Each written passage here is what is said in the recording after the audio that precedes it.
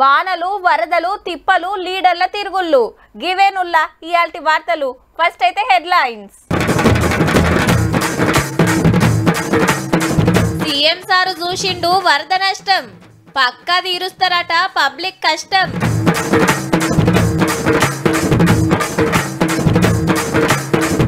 ఆగంలున్న ఉత్తర తెలంగాణ ఇంకో 4 రోజులు ఉంటదట ఆనా.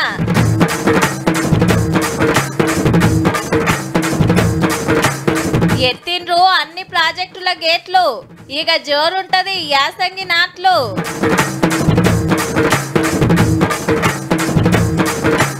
శనారం నుంచి అసెంబ్లీ షురు, కాళేశ్వరం చర్చకొస్తాడో సారు.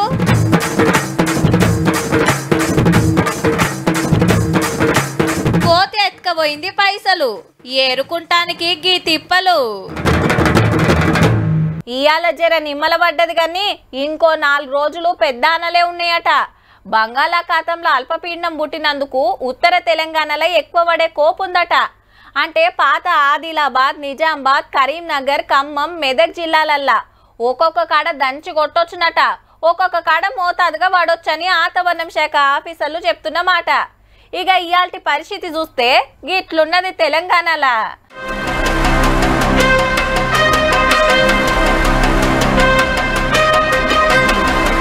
కామారెడ్డిని వరద గమ్మేస్తే గిట్లుండే నిన్న. ఇండ్లు, దుకాణాలు, పెట్రోల్ బంకులు, షెడ్లు సగం పడ మునిగితే బంగ్లా మీదకి ఎక్కి బచాయించారు చాలా మంది. వరద తగ్గినాక బురద ఎత్తిపోసుని నడుస్తుంది. మంత్రి సీతకు వచ్చి ఏడేమైంది ఎంత నష్టమైంది చూసి పబ్లిక్ తిప్పలు కానీ దాన్ని ఆర్డర్ వేసింది ఆఫీసర్లకు. మేము లైఫ్ లో పుట్టి నుంచి ఇలాంటి వర్షాలు అనేది చూడలేదు. కామారెడ్డి చరిత్రలోనే first time housing board colony ఇవన్నీ 15 కాలనీలు కూడా నీటా మునిగాయండి. పోలీస్ యంత్రాంగం కూడా చాలా హెల్ప్ఫుల్ గా ఉన్నారు. వాళ్ళకు కూడా మాకు ఫుడ్ కానీ అన్ని కానీ తెచ్చి సకల సౌకర్యాలు కల్పిస్తున్నారండి. గత 18 సంవత్సరాల నుంచి ఇదే కాలనీలో ఉంటాను. ఇక్కడే ముందు మా ఇల్లు. ఎప్పుడు కూడా నేను ఇంత వర్షం చూడలేదు. పాలకు కానీ లేకపోతే ఇంకా నిత్యావసర సరుకులు కానీ ఇప్పుడు ఇంటి ముందర కిరాణా షాప్ ఉన్న దానికి మాత్రమే పోగలుగుతున్నాము. ఇంకా మిగతా బయటకు పోవాలంటే చాలా అసలు ఎటువంటి పరిస్థితులు లేకుండా. కామారెడ్డిలో కాలరు పడవ లెక్కనే ఒట్టుకపోయాయి కదా. ఇలా పొద్దుగాల పోయి చూస్తే గిది పరిస్థితి. ఏడి ఆడ నిలబడ్డాయి పొరక అయ్యే. అగో రోడ్ ఎట్లా కొట్టుకపోయిందో, నీళ్లు చిన్న నూక్కొచ్చినాయా మరి. మేము ఎప్పుడు బయట చూస్తుండే కానీ కామారెడ్డి మేము సేఫ్ అనుకున్నాం. కానీ ఇప్పుడు మాకే ఈ పరిస్థితి వచ్చిందంటే మేము మాకు తెలిసినప్పటి నుంచి, మా బాబుల నుంచి తెలిసినప్పటి నుంచి కూడా ఈ పరిస్థితి రాలేదు. మామూలు కాదు, ఒక్కొక్కరికి ఇంత మన ఒక నడుమంత వాటర్ ఉంది. ఆల్రెడీ ఎప్పుడు కూడా ఇటువంటి వర్షం రాలేదు. నిన్న చూస్తాము ఆల్రెడీ కారు కొట్టుకుపోయినా. మేము పుట్టిన నుంచి మాత్రం ఇప్పటివరకు చూడలేము. కామారెడ్డి ఎమ్మెల్యే వెంకట్రామరెడ్డి సార్ అంతా తిరిగి పరిస్థితి అరుచుకున్నాడు. నిజామాబాద్ జిల్లాలో ఇయ్యాలగిన ఆగమాగమే ఉన్నది. వాడి అనే ఊరును వరద ముంచింది. చిల్లర ఇండ్లు కట్టినట్టే అయింది అనుకో రాదుండ్రే. ఇండ్ల మీదకి ఎక్కి నిలబడ్డారు పబ్లిక్ అంతా. బింగల్ ఆబ్కారీ పోలీస్ స్టేషన్ కాడ గిట్లున్నది. ఆడాడ చిక్కవాటోళ్ళని పోలీసులు తిప్పల పడి బయటికి తీసుకొస్తున్నారు. ఇక మెదక్ జిల్లా గూడెం పరిస్థితి ఏం మంచిగా లేదు. నిన్న మునిగిన దూప్ సింగ్ తండాకు మంత్రి వివేక్ వెంకటస్వామి సార్ పోయిండు. మునిగిన పంటలు, తెగిన రోడ్లు, పొంగుతున్న వాగులు చూసి పబ్లిక్ తిప్పలు రాకుండా చూడాలని ఆఫీసర్లకు ఆర్డర్ వేసిండు. ఏదైతే పంటలు నష్టపోయినాయో అవన్నిటికీ కూడా అసెస్మెంట్ చేసి వారికి నష్టపరిహారం ఇప్పించే బాధ్యత రాష్ట్ర ప్రభుత్వంది. ఎక్కడైతే ఇల్లులు కూలిపోయినాయో మరమ్మతుల కోసం కూడా కంపెన్సేషన్ ఇస్తాం. ఏదైతే ఇల్లులు మొత్తం కూలిపోయినాయో వారికి ఇంద్రమ్మ ఇల్లులు కూడా ఇవ్వడానికి. ఈ ఊరికి తవ్వబంద్ అయితే ఒక అక్కని కాన్పు కోసం గిట్ల దాటిచ్చి అంబులెన్స్ లో దవాఖానకు పంపిండ్రు. ఇంకో ఊళ్ళో ఒక మనిషి కాలం చేస్తే గిట్ల జేసీబీ ట్రాక్టర్ ఆసరా తోటి డెడ్ బాడీని వాగు దాటిచ్చి ఆఖరి కార్యం చేయవలసి వచ్చింది. కొండపోచమ్మ సాగర్ కాల్వ దిగి పంటలు మొత్తం మునిగినాయి. ఏడుపాయల దుర్గమ్మ గుడి కాడ గిట్ల దుంకుతున్నాయి నీళ్లు. ఆడాడ రైలు పట్టాల కింద కంకర కొట్టుకపోతే బండ్లను ఇంకో రూట్లకు మలిపిండ్రు. మంత్రి దామోదర్ సారు, పాత మంత్రి Harish Rao sir, MP Raghunandan Rao sir తలా ఒక దిక్కు తిరిగి పబ్లిక్ కు ధైర్యం చెప్పిండ్రు. ఒక 40-45 నేను కానీ ఇదే ఫస్ట్ చూస్తుంటే మేము ఒక 150-200 ఎకరాల కథ పొలాలు. నిన్న పోచారం డ్యామ్ మీదకెళ్ళి నీళ్లు వారే కదా, ఎందుకైనా మంచిదని దగ్గర పట్టున్న ఊర్లను ఖాళీ చేపించి మెదక్లకి ఫంక్షన్ హాల్ కు తీసుకొచ్చారు ఆఫీసర్లు. పోచారం డ్యాము ఇక్కడ సింగూరు 2 గంటలతోనే ఈ రోడే ఉన్నది. రాత్రి 3 గంటలకు అంబులెన్స్ వస్తే ఎక్కించినాం. నైట్ అన్నం పెట్టి ఇచ్చారు, పొద్దున టిఫిన్ చాయ్ చేపించారు. బాగుంది. ఇది చలి కనగద అనుకుతుందని వచ్చినాం. డాక్టర్ గోలు ఇచ్చిండు, వేసుకుని రాత్రి అన్నం పెట్టిండ్రు, పొద్దుగల చాయ్ టిఫిన్ ఇచ్చిండు, చల్లగా పడుతుంది. హెలికాప్టర్ చిన్నగా కిందికి తీస్తే భూమి మీద 5 రైతులను మెల్లగా లోపలికి ఎక్కిండ్రు. సిరిసిల్ల జిల్లాలో నర్మలా వాగులో చిక్కవాడి 24 గంటలు మరి పొద్దుగాల గిట్లా డ్రోన్ తోటి కూర పువ్వాలు పంపిరు ఇటుకెళ్ళాటుకు. హైటెంక ఆర్మీ హెలికాప్టర్ వచ్చి ఇట్లా తీసుకొచ్చింది. ఆపట్ల 5గురిని కాపాడినందుకు సెంటర్ మంత్రి బండి సంజయ్ సారు ఆర్మీలను తారీఫ్ చేసి జిల్లా ఎస్పీ కలెక్టర్ల పనితనానికి పబ్బతి పట్టిండు. వీళ్ళిద్దరు కూడా అందరు ప్రజల తరఫున మీ ఇద్దరు కూడా హ్యాట్స్ ఆఫ్ సార్. ఇది చాలా గ్రేట్ ఆఫీసర్స్. ఇదే వాళ్ళకి ట్రోకు కేటీఆర్ సార్ వస్తే ఇద్దరు గిట్లా కలుసుకున్నారు. ఆదిలాబాద్ జిల్లాలో కూడా మస్తు వానలు వరదలు, కొన్ని ఊళ్ళని మొత్తం గమ్మేసినాయి అనుకో రాదుండ్రి. నిర్మల్ జిల్లా నీళ్ళలోనే ఉన్నది, ఎటో చూడు వరదనే. పసలగాస్తానికి పోయి ఒక కాకా ట్రోకు చిక్కబడితే పడివేసుకొని పోయి తీసుకొచ్చేండ్రు. వరంగల్, ఖమ్మం, యాదాద్రి, మహబూబ్ నగర్ జిల్లాల వాగులు వంగి షానూళ్ళకు తవ్వలు బంద్ అయినాయి. ఏ పల్లె చెరువు చూసినా అలుగు వస్తుంది. ములుగు జిల్లాల జంపన్న వాగు గింత రువ్వడి మీద ఉంది. మంత్రులు తలా ఒక దిక్కు తిరిగి పరిస్థితి అరుచుకున్నారు, పబ్లిక్ తోటి మాట్లాడిరు, ధైర్యం చెప్పిరు, సర్కార్ తరఫున తప్పకుండా సాయం చేస్తామని మాట ఇచ్చిండ్రు. ప్రతిపక్ష లీడర్లు కూడా ఇదే పనులు ఉన్నారు, ఎక్కువ ఆసరా కావాలని గవర్నమెంట్ ను కోరిండ్రు.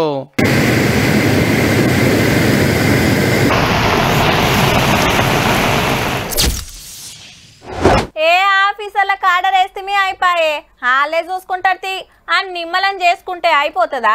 పబ్లిక్లకు పోవాలి, ఏడేమైతుందో చూడాలి, నలుగురితో మాట్లాడాలి, కావాల్సిన వాళ్ళకు సాయం చేయాలి, కలెక్టర్ల నురికియాలి, ఆఫీసర్లను గెదమాలి, పంపాల్సిన పైకం పంపాలి. అప్పుడే కదా ఆపతిలు ఉన్నోళ్ళకు ఇంత ఆసరయ్యేది. ఇవాళ గదే పని మీద ఉన్నాడు మన సీఎం సారు.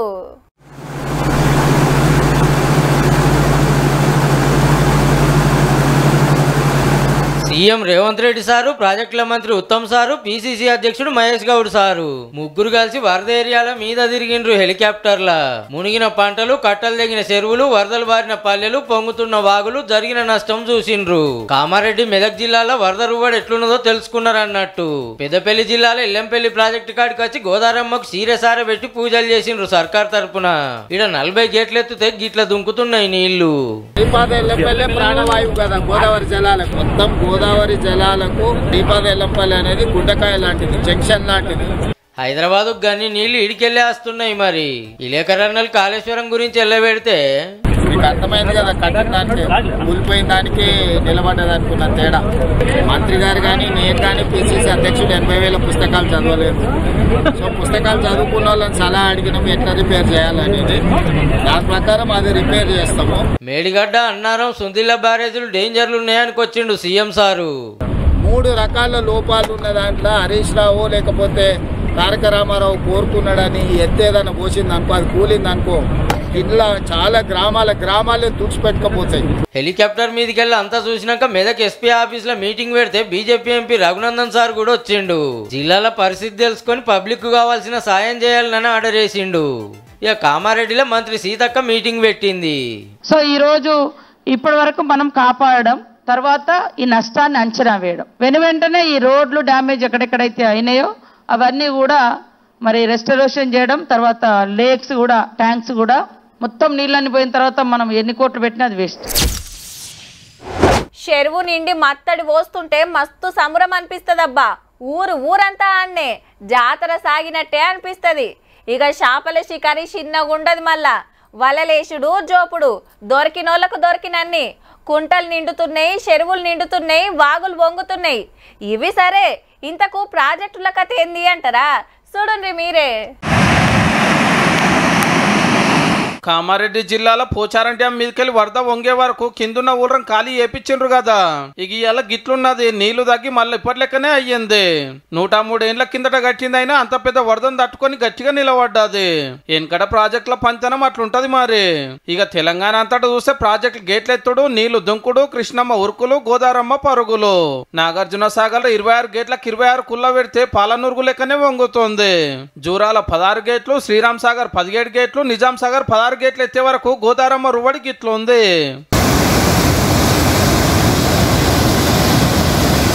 కడెం, కోయిల్ సాగర్, స్వర్ణ, ఎల్లంపల్లి, తాలిపేరు, మూసి ప్రాజెక్టుల గేట్లకి ఎత్తేసిండ్రు. లోయర్ మానేర్ ఇప్పుడిప్పుడే నిండుతుంది.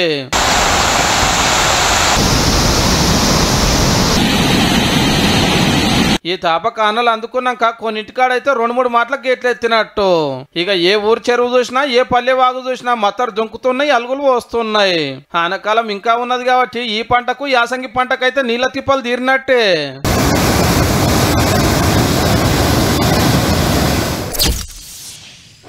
టీచర్లు బడికి పోవాలి, లెక్చరర్లు కాలేజీకి పోవాలి, లాయర్లు కోర్టుకు పోవాలి, పోలీసులు స్టేషన్కు పోవాలి, ప్రైవేట్ కొలువులు చేస్తోళ్ళు ఆఫీసులకు పోవాలి, కండక్టర్లు టికెట్లు కొట్టాలి, డ్రైవర్లు స్టీరింగ్ తిప్పాలి.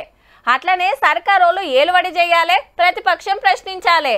అంతేగాని ఇంట్లో ఎవ్వరు లాపర్వా చేసినా లెక్క ఇంకో తీర్లుంటది. ఇప్పుడు గీ ముచ్చట దేనికంటే ఎల్లుండే అసెంబ్లీ పొద్దుగాల 10:30కు చాలా అవుతుంది. బీసీలకు రిజర్వేషన్లు అట్లనే కాళేశ్వరం రిపోర్టు మీద ముఖ్యమైన చర్చలు ఉంటాయి. ఒకటి బీసీలకు ఎంపీటీసీ జెడ్పీటీసీ సర్పంచ్ పదవులు 142 ఇచ్చేదైతే ఇంకొకటి 1,00,000 కోట్ల ప్రాజెక్టు ఎట్లాగమైంది అనేది. రెండింటి మీద చర్చలు అటెంక యాక్షన్ ఉంటదట.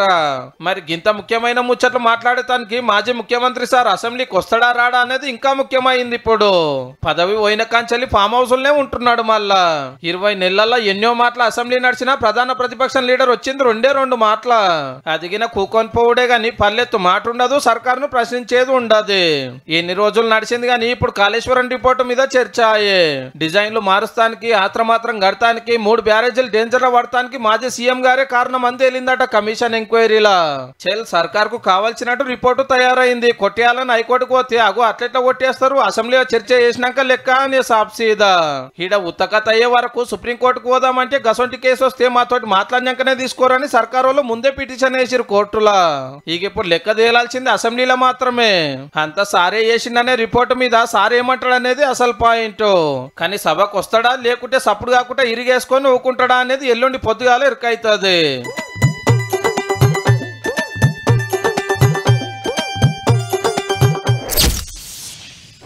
మొన్నటిదాకా హైదరాబాద్ లో పిలువని చుట్టం లెక్కనే ఉరికొచ్చిందబ్బా. పొద్దుముక్తే చాలు గంట కొట్టినట్టే చాలా అయ్యేది. మళ్ళా చిన్నగా పడుతుందా, జంపుడు జంపితే రోడ్లు చెరువులు కావాలి, డ్రైనేజీలు వంగాలి, ఉతార్లున్న ఏరియాల్లో కార్లు పడవలే. నీ అవ్వ గా పట్నంలో పడేం ఫాయిదా, మా ఊర్లో పడితే బాగుండు, మా పొలాలన్నీ దడిపితే మంచిగుండు అనుకున్నరట. అదేందో కానీ హైదరాబాద్లో నిమ్మల పడి ఊర్లలో జోరు పెంచింది. అయితే కామారెడ్డిలో క్లౌడ్ బరస్ట్ గా వచ్చిన మెదక్లు ఎందుకింత చంపిందో. 4 గంటలలో 40 సెంటీమీటర్లు కొట్టుడేంది, అసలు ఏమానిది ఏం కథ అని అందరు పరిశాన్ అయితాండ్రు. తాతలు అవ్వలు కూడా అనబట్టి గీతీర్ల దంచంగా మేమెన్నడూ చూడలేదని. ఇంత పెద్ద రాష్ట్రంలో 33 జిల్లాల్లో 50 కిలోమీటర్ల లోపట్నే ఏం జరగవచ్చు అని చాలా మందికి వస్తున్న డౌట్. ఇదే ముచ్చట వాతావరణం శాఖ ఆఫీసర్లను అడిగితే చక్రవాత ఆవర్తనం అనేది 8 కిలోమీటర్ల ఎత్తు వరకు ఉంది. ఒకే ప్రాంతంలో క్లౌడ్ మాస్ అనేది కంటిన్యూస్ గా ఉండి మనకి రైన్స్ పట్టడం అనేది నిన్న జరిగిందండి. గదన్నట్టు ఇది కూడా అల్పపీడనం లెక్కేనట. ఇటు బంగాళాఖాతానికి అటు అరేబియా సముద్రానికి నడుము ఇట్లుంటది తెలంగాణ. మీదికెళ్ళి కింది బాసుకు గాలులు దోలుతుంటాయి. అయితే ఇప్పుడు రివర్స్ వచ్చేటోరకు ఆనతెప్పలి 2 జిల్లాల మీదనే పరుచుకున్నాయట ఎటుకు పోకుండా. అవో గట్ల డ్రమ్ల కమానం దంస్తే కామారెడ్డి అట్లా మెదక్లు ఇట్లా అయిందన్నట్టు.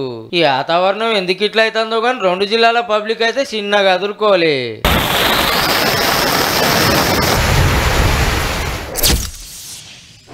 హగ్వకు వస్తుందనో, రేపటి నాడు రేటు పెరుగుతుందనో, బిడ్డకో కొడుకుకో పనికొస్తుందనో చాలా మంది ఊరవతల భూములు కొంటుంటారు.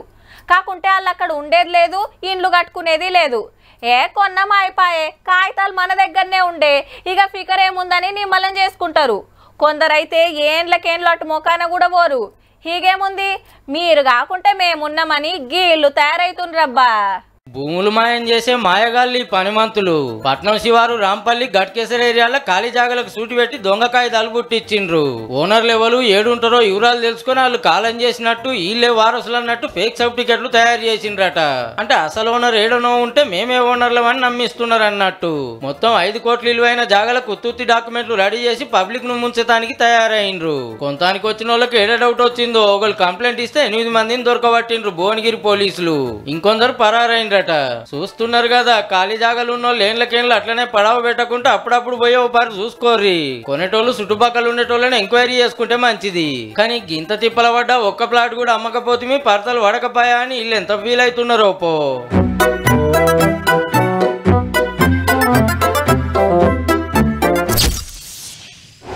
సిగ్నల్ దగ్గర బండి ఆగిందంటే చాలు అటుకెళ్ళొకళ్ళు ఇటుకెళ్ళొకళ్ళు వస్తుంటారు. పాపం అనిపించిన వాళ్ళు 5ో 10ో ఇస్తారు. చిల్లర లేదన్నా అయినారు కొందరు.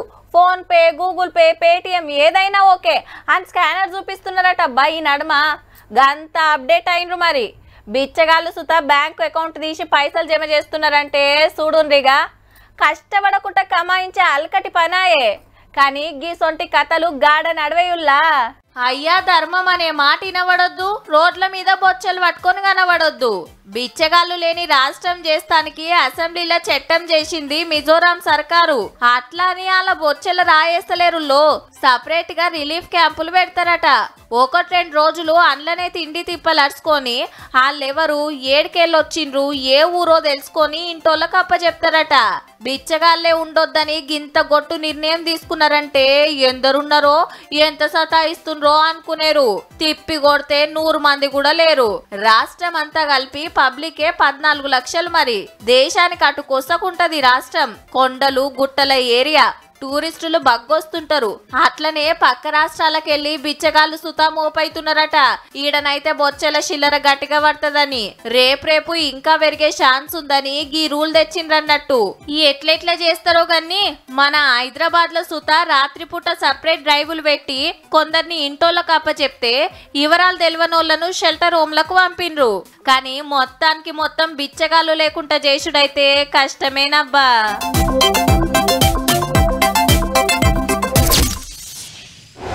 ఇంటి ముంగటేమన్నా ఆరవోసుడే పాపం.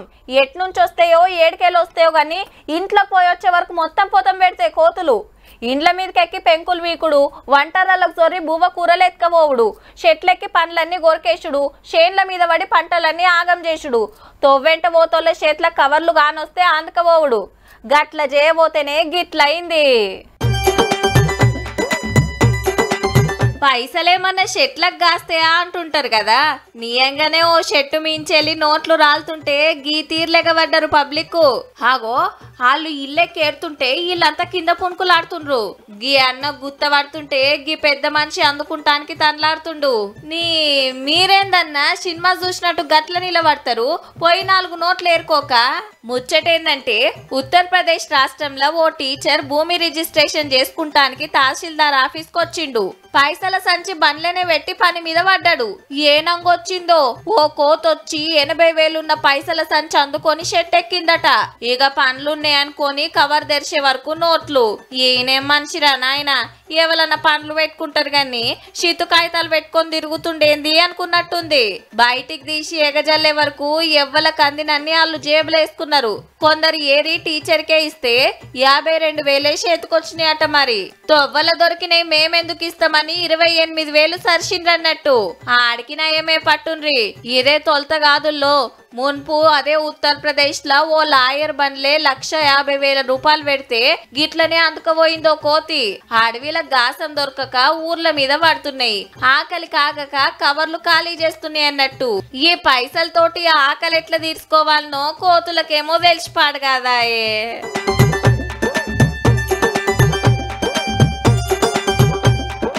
చూసిండ్రు కదా. ఇక ఇయాల్టి 3 వార్తలు ఉంటాం. మళ్ళా నమస్తే.